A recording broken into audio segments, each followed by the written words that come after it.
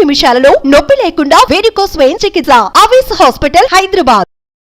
నమస్తే రమగారు. నమస్తే జయ. రమగారు, ఏదైనా రాజుల కథ చెప్తారా? శక్తిసింహుడు అని ఒక రాజుగారు ఉండేవాడు. ఆయనకి అత్యంత ప్రీతిపాత్రులు ఇద్దరు ఉండేవారట ఆ స్థానంలో. అందులో ఒకడు సూర్యవర్మ అనే ఒక సామంతరాజు. ఆయన చాలా గొప్పవాడు, చాలా ఇది అది ఏమిటో బోల్డ్ అని ఉండే. ఆయనకి సీమంతిని అనే ఒక పెళ్ళిడికి వచ్చిన సౌందర్యవతి అయిన కూతురు ఉండేది.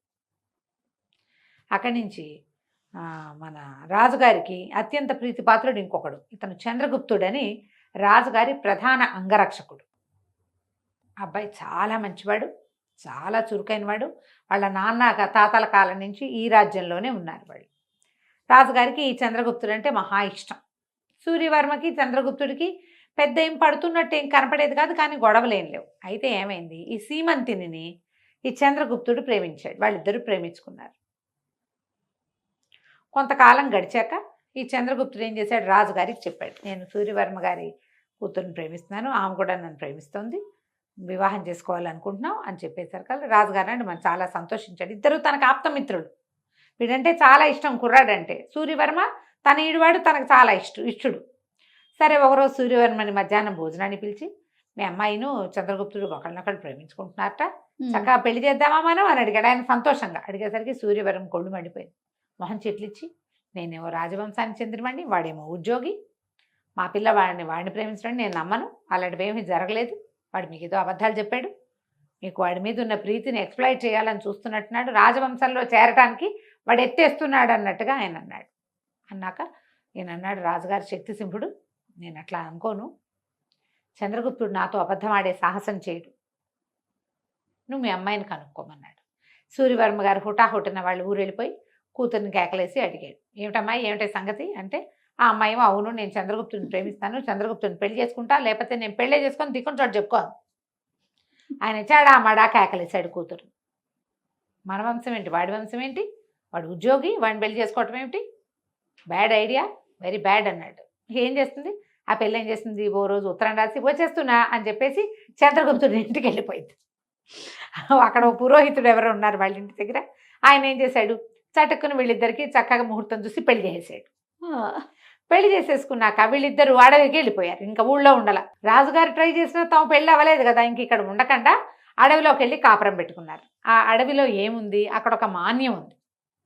ఆ మాన్యాన్ని ఎప్పుడో ఏదో యుద్ధ సందర్భంలో ఈ చంద్రగుప్తుడికి మన రాజుగారు గిఫ్ట్ ఇచ్చాడు.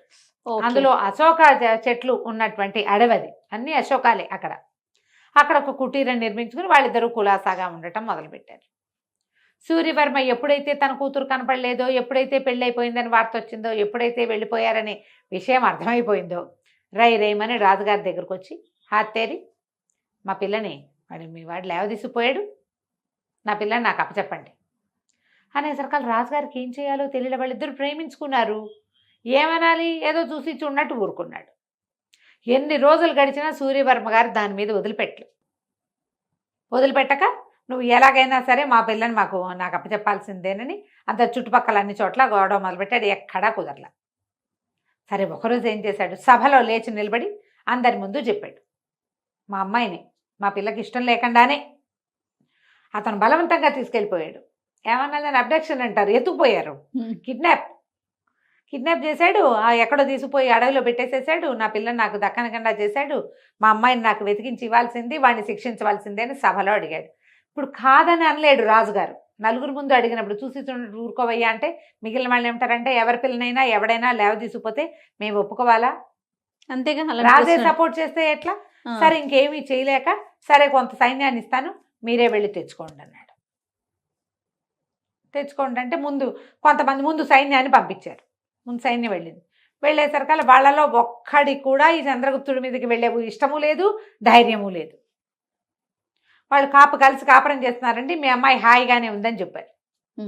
సూర్యవర్మ మళ్ళీ ఒప్పుకోవాలి. ఈసారి మళ్ళీ సైన్యాన్ని ఇవ్వండి, నేనే స్వయంగా వెళ్ళి వాడు అంతు చూస్తాను, వీళ్ళందరూ భయపడుతున్నారు వాడితో యుద్ధానికి, నాకేం భయం, నేను రాజవంశానికి చెందిన వాడిని, వీళ్ళందరూ వాళ్ళ కొలీగ్ కాబట్టి వాళ్ళు వెనక్కి తీశారన్నాడు.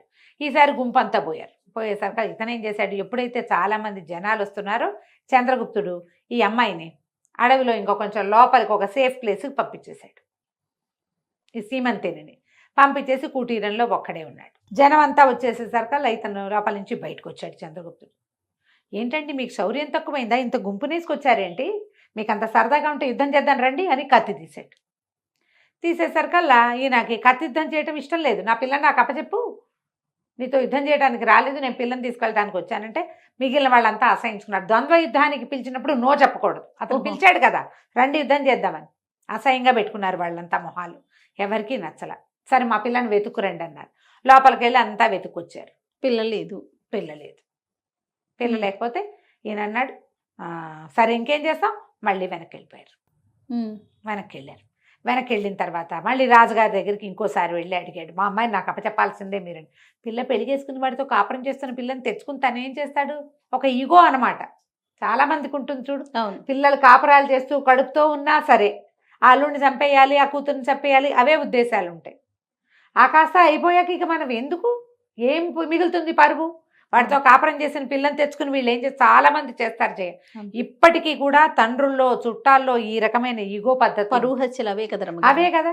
పిల్ల అక్కడ ఉండి పోని ఎక్కడో ఉంటే కాదు, వాళ్ళతో కలిసి కాపురం చేస్తూ వాడితో కలిసి తింటూ తిరుగుతూ గర్భవతులు కూడా అయ్యాక నీ పిల్లని నువ్వు వెనక్కి తెచ్చి దాన్ని ఎట్లా క్లీన్ చేస్తావో చెప్పు. ఈ రాజస్థాను, బీహారు ఆ వైపు కూడా ఇలాంటి పద్ధతులే కుదిరితే ఆ పిల్లని కూడా చంపేస్తారట. అక్కడేమో ఆ పిల్లని చంపేస్తారు, మనకి ఇక్కడ పిల్లని చంపారు, పిల్లని తెచ్చేసుకోవాలనుకుంటారు. కాపురం చేసిన పిల్లని తెచ్చుకుని ఏం చేసుకుంటాం అనుకోరు, ఆలోచించరు. కేవలం వాడి దగ్గర ఇది ఉండకూడదు అంతే. ఈయన కూడా అదే చేశాడు. ఈసారి ఏం చేశాడు, కొంతమంది మాగతల్ని కొంతమందిని పిలిచి మీరందరూ ఓ పని చేయండి, వాడి దగ్గరికి వెళ్ళి స్తోత్ర పాఠం చేయండి, వాడు స్తోత్ర పాఠాలు వినటానికి అప్రమత్తంగా ఉంటాడు, అప్పుడు మేము మీద పడి పట్టేసుకుంటామన్నాడు. వాళ్ళు వణుక్కుంటూనే పోయారు వంది మాగతులు. ఈసారి శ్రీమంతిని ఇంట్లోనే ఉంది.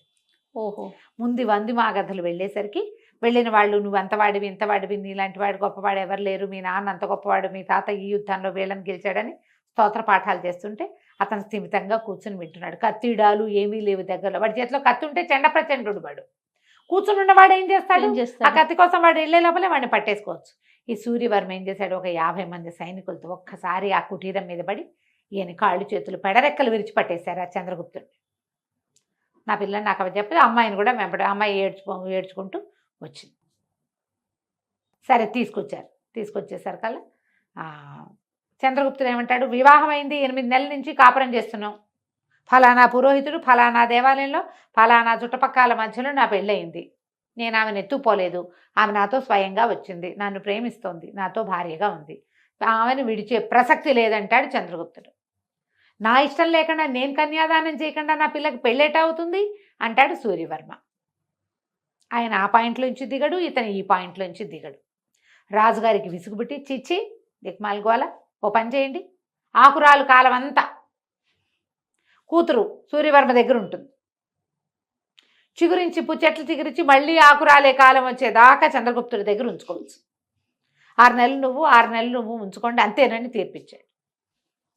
ఎప్పుడైతే ఇతన్ని సభలోకి తీసుకొచ్చారో ఆ సీమంతిని ఇంకా రాల, ఆ ఇంటి దగ్గర ఉండిపోయింది, అడవిలో ఉండిపోయింది, నేను రానని చెప్పేసింది. అక్కడి నుంచి ఏం చేశారు, సైనికులు వచ్చి రాజుగారి ఫర్మానా అంతా చదివారు. అమ్మా ఆకురాల కాలం వచ్చింది, నువ్వు ఇంకా వచ్చి మీ నాన్నగారి దగ్గర ఉండాలంటే సరే అనండి. ఆవిడ ఏం చూపించింది, తోట అంతా చూపించింది. ఈ చెట్ల ఆకులు రాలేక వస్తా మా నాన్న ఇంటికి, కావాలంటే 2 సైనికులు ఇక్కడ కాపలా ఉండండి, ఆకులు రాలేక వస్తాను అని చెప్పింది. ఏమిటది, అశోకవనం, అది చచ్చినా చెట్లు రాదు. అవును, ఎప్పటికీ రాదు. ఆ అమ్మాయి ఏనాడు తన తండ్రి ఇంటికి వెళ్ళాల, హాయిగా భర్తతోటే ఉండిపోయింది. రాజుగారు ఇచ్చిన తీర్పు ఏమైంది, తీర్పు మాత్రం ఇచ్చారు, చెట్ల ఆకులు అన్ని చోట్ల రాలుతాయి, నేనున్న చోట ఆకులు రాలితేనే నా లెక్క, అంతే, నేనున్న చోట ఆకులు రాలిపోతే నేను రాను, అవి రాలని నేను వస్తానంటూ. అస్సలు అశోకానికి ఆకులే రాలు, అందుకే అది అశోకవనం అయిందనమాట. ఎప్పటికీ ఆకులు రాలవు, కాదు కంచికి మనం ఇంటికి. భలే ఉందండి. నమస్తే. నమస్తే. సుమన్ టీవీలో మీ పర్సనల్ అండ్ బిజినెస్ ప్రమోషన్స్ కోసం కింది నెంబర్కి కాంటాక్ట్ చేయండి.